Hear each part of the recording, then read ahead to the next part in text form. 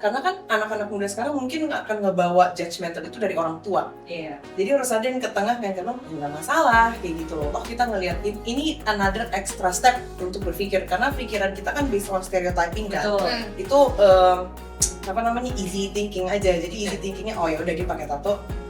Memang sudah dirancangkan, Sudah jadi DNA. sudah jadi DNA-nya, betul, terima kasih itu ya, sudah jadi DNA-nya, tapi tidak juga menutup mata dari bagaimana semua ini tuh berkembang. Karena ya baik lagi, aku ikut ibadah pemuda di gerejaku hari Sabtu, tapi hari Minggu aku mencari gereja lain untuk ibadah Minggu. Iya. Kita nggak bisa tutup mata, ada gereja-gereja yang memang secara hospitality mantep banget, Betul. mantep banget, ngiket tuh. Bukan rumah di tempat lain, dan jika itu yang ditemukan dan kita tidak bisa memberikan, dan ya sudah kayak gitu loh.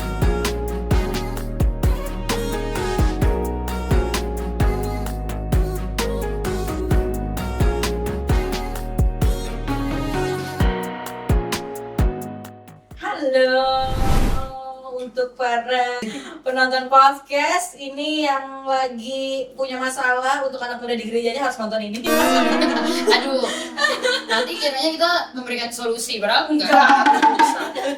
Komplain, Iya. komplain box. Enggak. Jadi memang menarik banget, kita masih membahas seputar gereja di masa anak muda ya. Karena aku yakin, kayak gue yakin, ya nggak 100% sih, tapi pasti permasalahan anak muda di sebuah gereja tuh pasti menjadi sesuatu yang menarik untuk dibahas. Karena kita selain dibilang tiang-tiang gereja, ya kita masa depan gereja gitu ya. Tapi di saat bersamaan ironisnya justru makin sepi nih anak muda. Kemarin kita udah bahas soal pandangan umum teman-teman kita nih, masih ada Astrid dan juga Ega di sini. Kemarin kita udah bahas soal ekspektasi pelayanan, udah bahas soal toxic, ya hal-hal yang mungkin dianggap bukan toxic ya, maksudnya jadi penyebab kita jadi malas di gereja gitu ya. Nah sekarang aku lebih dalam lagi gitu ya. Yang pengen gue tanyain teman-teman adalah karena kan saya juga lumayan aktif ya di gereja, makanya saya ada di podcast ini gitu kan. Saya juga aktif, makanya saya diundang. Betul. Takut kepreset Ya. di sini. Nah, karena ada satu keresahan kadang kita, apalagi untuk gereja-gereja yang lumayan administratifnya lumayan kencang gitu ya dalam organisasi pemudanya gitu ya. Kadang ada banyak pendapat yang akhirnya kita berbenturan sama gereja, terus kadang suara kita tidak didengar gitu. Nah, teman-teman pernah merasakan itukah gitu ya dalam pengalaman kalian selama pelayanan? Karena jujur itu juga jadi satu hal yang umum gitu terjadi gitu. Ada di mana ada gap antara generasi kita dengan generasi orang tua kita dalam menentukan ya, misalnya keputusan-keputusan dalam misalnya cara beribadah gitu ya, atau misalnya sesimpel kita pakai baju apa harusnya gitu di gereja, misalnya kayak gitu-gitu lah. Teman-teman pernah ngalamin itu kah, atau apa POV kalian tentang itu? Kayaknya kalau di GBK itu kuat banget sih. Kayak salah baju itu bener-bener kena senggol. Pakai celana chips nakku gitu ya. Itu nakku, ya Allah. Iya. Ya Allah. Kepedekan roknya nakku gitu ya. Ya itu ya kita harus accept the fact that generation gap itu ada. Dan biasanya kan generasi yang lebih tua kan sudah merasa ini sistem yang sudah bekerja kayak gitu loh. Ini sistem yang sudah kita buat. Kadang-kadang kan anak-anak muda yang membawa kebebasan, semangat, dan juga yang bagus bukan berarti tidak bisa diimprove. Oke. Kayak gitu loh. Itu kadang-kadang anak muda ingin bawa itu, dan percaya aku dari permataku sih, aku ngeliat anak-anak muda yang kita bisa buat ini, kita bisa kayak gini, idenya luar biasa banyak. Tapi kita kadang-kadang mulai stuck kalau kita harus bawa ini ke runggun kita nih kayak gimana. Dan itu kita deg-degan. Aku bisa ngeliat karena aku baru-baru mulai pelayanan juga, aku selalu mikir kayaknya nggak apa-apa lah kan, maksudnya kan kita berdiskusi di sini. Tapi waktu join pertama kali benar-benar di shutdown. Jadi aku ngerti ternyata ketakutan mereka itu valid gitu sih. Itu yang aku so far melihat. Itu pernah juga nggak kayak di berdebat sama sesuatu gitu dalam mengambil keputusan, terus kayak dengan hasil pendapatnya akhirnya nggak diterima gitu? Pendapat nggak diterima gitu ya. mungkin kalau akhirnya ada argumentasi dan perdebatan itu menurutku pasti ada lah. Dalam fase aku berpelayanan itu ada banget lah, nggak mungkin nggak. Kita ya sekarang cara pandang aku sama Khaira aja bisa pasti beda Iya. gitu. Padahal kita misalnya beda cuma beberapa tahun aja kan. Betul, dikit lah. Dikit gitu. Apalagi sama yang mungkin tadi bilang ada generation gap gitu. Dan apapun yang dialami oleh orang tua kita itu nggak bisa disalahkan anyway gitu. Pun yang kita lakukan dan kita rasakan sekarang juga nggak bisa disalahkan anyway. Jadi mungkin akhirnya yang terjadi adalah ketemu di tengah aja sih. Maksudnya apa yang bisa, apalagi kayak tadi yang Khaira bilang, kayak gereja-gereja yang mungkin secara organisasi atau secara administratif mungkin memang kuat gitu ya. Akhirnya ya belajar ketemu di tengah aja, apa yang masih bisa diaplikasikan dari sisi kita anak muda, tapi tidak juga keluar dari batasan-batasan yang memang ya kalau aku secara pribadi yakin banget sih ketika ada batasan yang dibuat oleh gereja itu tidak dimaksudkan untuk hal-hal yang jahat gitu. Iya. Jadi mungkin ada yang memang prinsip-prinsip yang dijaga gitu. Apalagi kan kalau kita berbicara soal gereja ada dogma, ada apa segala macam gitu ya. Jadi mungkin memang ada batasan-batasan itu gitu. Dan rasanya menurutku dengan adanya gap ini bisa kok ketemu di tengah. Jadi ketika aku mengalami hal itu ya udah aja sih. Maksudnya nggak pernah sampai yang kayak kenapa sih gitu ya. Ya ada 1-2 kali pengalaman di gereja yang akhirnya let's say misalnya either acaranya batal karena mungkin faktor-faktor yang tidak sesuai dengan apa yang ada di gereja gitu. Dan ya udah, maksudnya menurutku itu dinamika pelayanan aja sih kan. Ya memang akhirnya akan ada part menyebalkan ya, kayak kenapa ya gitu. Tapi ya balik lagi, kita kan tidak menjalankan gereja ini untuk 1-2 orang yang dipuaskan saja gitu. Iya. Jadi ya balik lagi ya udah mau gimana. Iya, pernah tuh kami tuh pernah ngundang pembicara yang sebenarnya secara dogma dia masukkan kalau kita tuh harus PGI gitu kan, yang memang masih satu ini. Terus Milih ya cerita. terus kebetulan emang pendetanya ini lumayan secara look tuh dia lumayan ekspresif gitu, kayak dia punya tato, terus dia cuman memang kisah hidupnya menarik gitu. Dan waktu itu datang ke sini ke gereja Priok terus dengan pakai tangan pendek gitu, jadi kayak lumayan jadi perbincangan lah pada saat itu gitu. Nah cuman akhirnya kebetulan waktu itu lagi kepengurusan saya ya, jadi waktu itu harus saya yang menjelaskan gitu ya, bahwa memang secara look mungkin tidak menjadi contoh yang baik mungkin ya. Ideal. untuk generasi orang tua pada saat itu, kok kayaknya sesuatu yang itu bisa jadi berdampak buruk gitu buat anak-anak. Tapi waktu itu akhirnya aku jelasin, kisah hidupnya jauh lebih berdampak untuk anak muda, bisa lebih jauh berdampak untuk anak muda gitu. Bukan berarti kita harus ngikutin. Biasanya saya juga punya tato kan sih. Iya. Makanya ketemu di tengah kan ya. Yes. Maksudnya akhirnya dengan situasi itu menurutku bisa aja ketemu di tengah. Kayak contoh dengan apapun yang dia sampaikan kan, bagaimana visualnya tidak mempengaruhi bagaimana cara hidupnya dan apapun yang disampaikan. Mungkin ketemu di tengahnya, jadi misalnya kayak tadi, ya udah pakai aja lengan panjang. Iya, betul. Jadinya maksudnya itu sih, maksudku pasti ada lah dinamika itu. Iya, tapi saya pakai lengan panjang bukan karena ketemu di tengah sih. Iya, karena outfit. Iya. Karena aku lihat seksi aja. Jujur di podcast. Ya, tapi Oke. pasti banyak hal yang kayak gitu sih kan. Kayak tadi yang diceritain kan juga akhirnya sebenarnya solusinya cuma satu, ketemu di tengah aja. Iya, betul. Tapi kalian ketika ini pertanyaan aku adalah, berarti kalian masih bisa punya ruang yang jujur di tempat kalian masing-masing gitu, ketika misalnya mengalami hal-hal ada sesuatu yang tidak disukai atau tidak sependapat gitu, masih punya ruang jujur nggak di situ? Kalau karena aku baru mulai, jadi mungkin aku belum ngelihat itu completely. Dan itu sermon itu juga sermon pertama atau yang kedua kali yang aku join. Di situ agak mengagetkan sih sebenarnya. Tapi yang paling at the very least, di kami satu permata di gerejaku, paling enggak kita udah 1 page itu dulu deh. Kita mulai di situ dulu, itu kita 1 page, kita pikirin alasan kita kenapa kita harus melakukan ABCD, tak semua sudah dipersiapkan begitu loh. Jadi kita mungkin ada taktik-taktik lain misalnya kayak gitu. Kita mungkin cari pertua yang lebih muda, yang cara thinkingnya itu mungkin lebih Open-minded lebih ya. open-minded, lebih kritikal.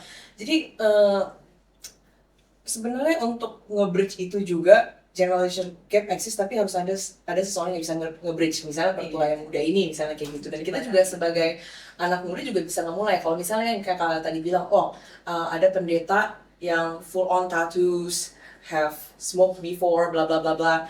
Harus ada seseorang yang mengatakan, oke.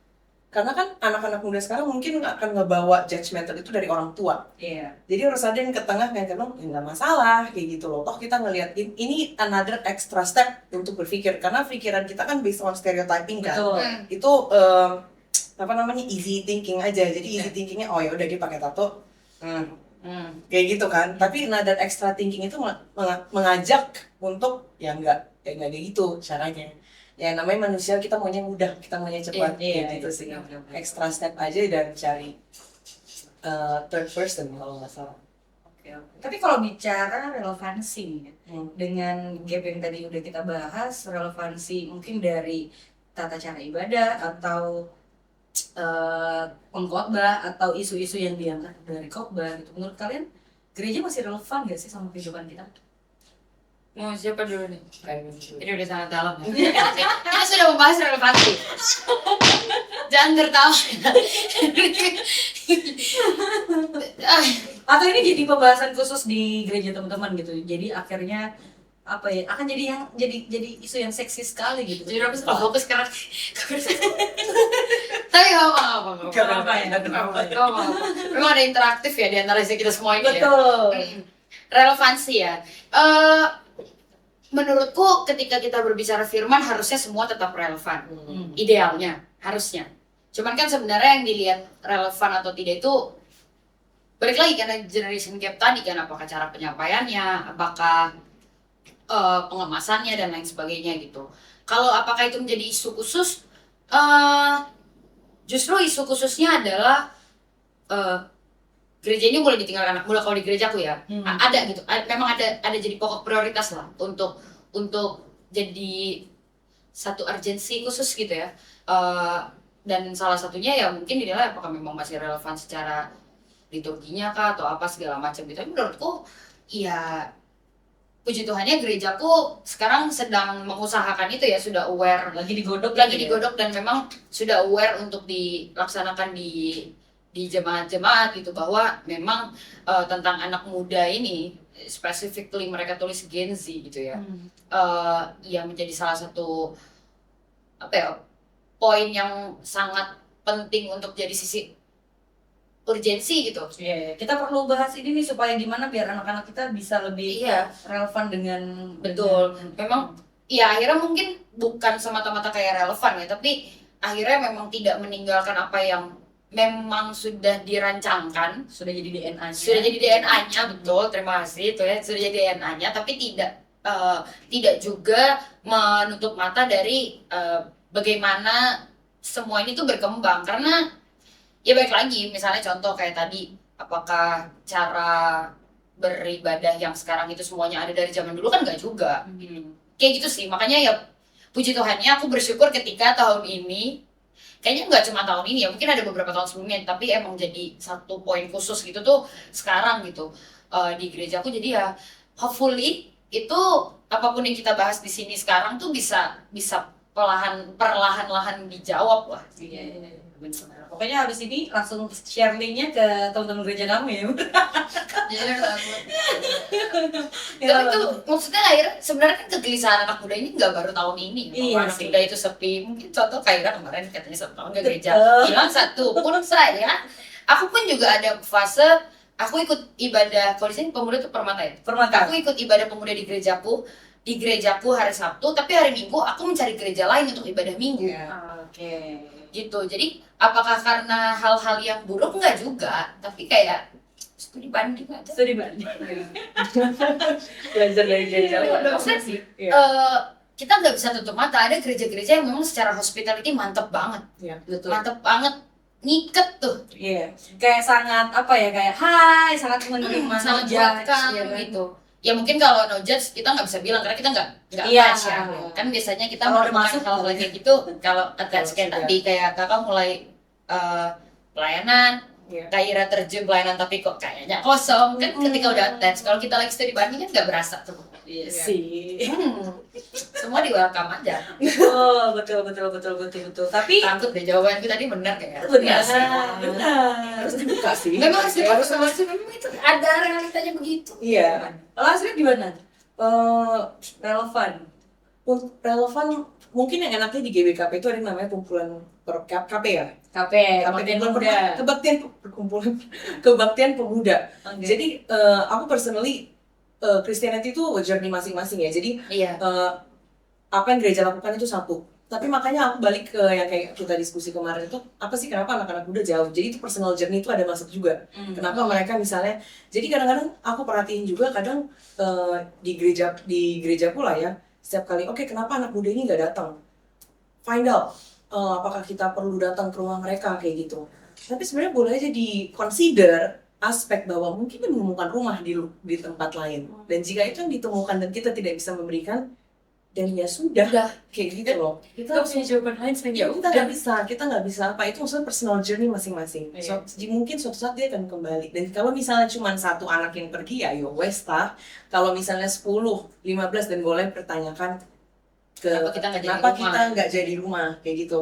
Nah, Yes. ya jadi tapi kalau in terms of GBKP kenapa anak-anak muda jarang ke gereja hari Minggu karena pertama bahasanya kita nggak ngerti gitu. Aku nggak ngerti. Jadi Ya, tapi Ini etnik ya. nah ini Oh, etnik kan. karena kan GBKP kan correct me if I'm wrong lah ya kak ya, culture dulu and then agama. Maksudnya mungkin barengan ya, tapi aku kadang ngeliat ini culture dulu karena berbahasa Iya. gitu kan. Jadi tapi kalau KP aku usahakan aku datang, aku usahakan yuk dan aku perhatiin anak-anak muda di gereja aku lebih aktif waktu KP karena yes aku ngerti gitu loh, yes ini relevan Iya. buat aku, yes Iya. kita nyanyi yang lagu bukan di apa sih KKE ya, buku KKJ. nyanyi kita sih KKJ. KEE, iya. Kita Yes, pendenden. kita nyanyi buku yang bukan kita pendenden karena kadang nggak ngerti gitu Iya. aja.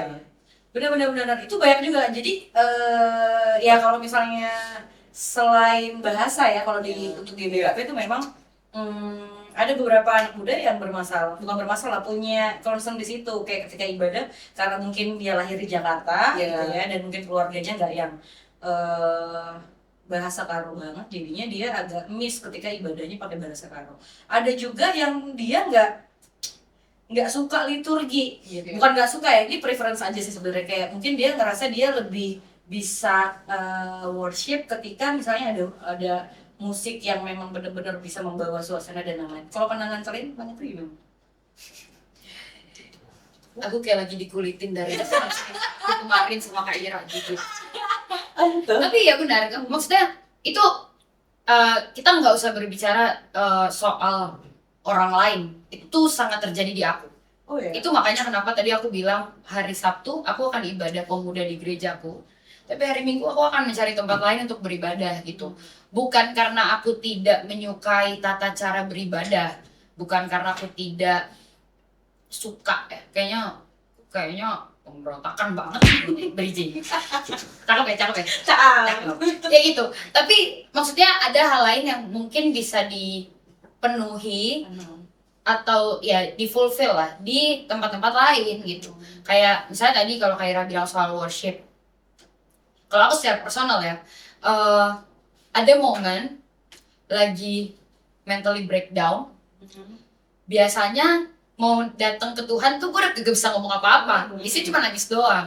Tapi kadang-kadang di beberapa tempat lihat orang nangis lagi doa tuh kayak aneh gitu, kayak kenapa ya gitu. Kayak sesuatu yang Kayaknya berat banget hidup lo gitu. Kayaknya kemarin gue gak segitu-segitunya amat tapi nangis-nangis di gereja gitu. Tapi ada juga tempat yang memang akhirnya bisa sangat ekspresif untuk hal itu dan mereka nggak tutup mata, kayak justru ketika kita sama ya ketika mereka lihat kita beneran kayak gitu, mereka akan kayak literally tadi aku bilang hospitality gitu. Kayak mereka justru bisa kayak gue bisa doain lo apa gitu. iya. Gitu. Jadi kayak ada momen di situ gitu, mungkin ada hal yang bisa di Improve. Ya kayak ya mungkin gak juga harus kayak lu tiba-tiba dateng kayak sini gue doain lu kayak siapa gitu. Cuman maksudnya segi apa ya, kenyamanan yang bisa dibangun lah. Bagaimana kita melihat orang dengan ekspresinya tuh ya juga jangan ya baik lagi kalau untuk gereja-gereja kayak beberapa gereja yang ada itu ya memang tetap ikut aja gitu. Urusan liturgi nggak ada masalah, tapi ya anak muda itu kan salah satu main poinnya kan ekspresif ya. Ya ini kalau nggak ekspresif udah ngantuk gitu. Yang kayak gitu lah. Jadi ketika ekspresinya nggak bisa disalurkan, Betul. agaknya mungkin dia akan mencari tempat aja yang dimana dia bisa menyalurkan ekspresinya gitu. Benar. Itu kan. Iya. Nah, kebetulan kemarin juga, jadi sebelum podcast ini juga aku ada ngobrol lah sama teman-teman permata aku. Dia tuh born and raised dari Medan dan dia merantau ke Jakarta. Nah, di sini kita udah berbeda. Aku born raised Jakarta, jadi aku berbahasa dan dia full on bahasa Karo kayak gitu. And then untung banget bisa ngobrol sama dia karena ini nggak masuk ke kepala aku gitu loh. Dia bilang, oh kamu gimana? Kamu cocok ya sama kamu kadang ke gereja lain atau enggak? Iya, aku kadang ke gereja lain sih kak, tapi aku nggak ngerti cara gereja lain yang menyanyi-nyanyi seperti itu, yang berbahasa roh, yang tiba-tiba dari nyanyi habis itu langsung doa kayak nggak berstruktur. Nah di GBKP itu struktur banget, aku ngerti gitu loh. Jadi other than masalah isu konten, ternyata nah di situ aku baru ada juga anak muda yang merasa GBKP itu gue kayak gitu. Iya. Karena ya pada akhirnya itu cuma bicara preference aja ya. Iya. Bicara tentang bagaimana kita lebih nyaman atau lebih suka, lebih merasakan Tuhannya dengan bentuk yang seperti apa. Jadi sebenarnya kita nggak akan bahas lebih yang mana gitu, full band apa enggak gitu ya. Tapi kita nggak bisa pungkiri bahwa pendekatan anak muda lebih masuk dari ketika misalnya musiknya mungkin well prepare gitu. Tapi ternyata ada juga yang secara liturgis juga ada yang justru mereka lebih suka menikmati itu. Itu terjadi maksudnya gitu kan. Makanya tadi kita kan udah studi banding nih. Ketika dalam proses studi banding itu ternyata ada momen aku tuh merasa bahwa aku lebih nyaman dengan beribadah tuh pakai tata cara gitu. Jadi misalnya liturgi gitu. Tapi memang dalam situasi-situasi tertentu ya ada momen yang memang karena membutuhkan cara beribadah yang lebih spontanis. Iya, lebih bebas gitu ya, lebih ekspresif gitu. Tapi ya kalau ditanya apakah memilihnya seperti apa ya, kalau bisa kita collab gitu.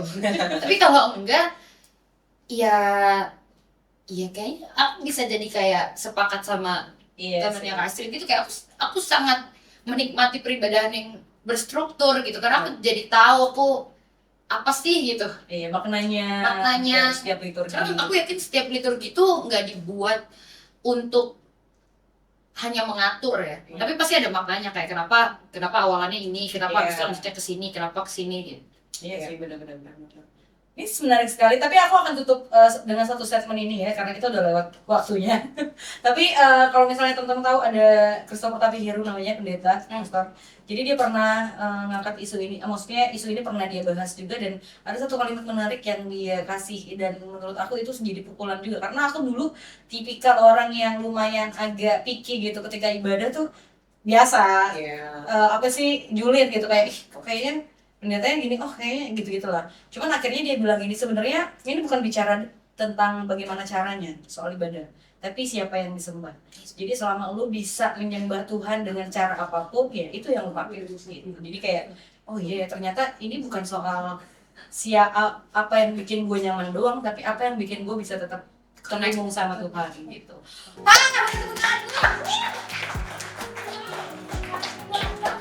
Lagi di episode berikutnya, di episode terakhir nanti kayaknya akan lebih panas lagi, jadi jangan kemana-mana, tetap di Sunday Spill.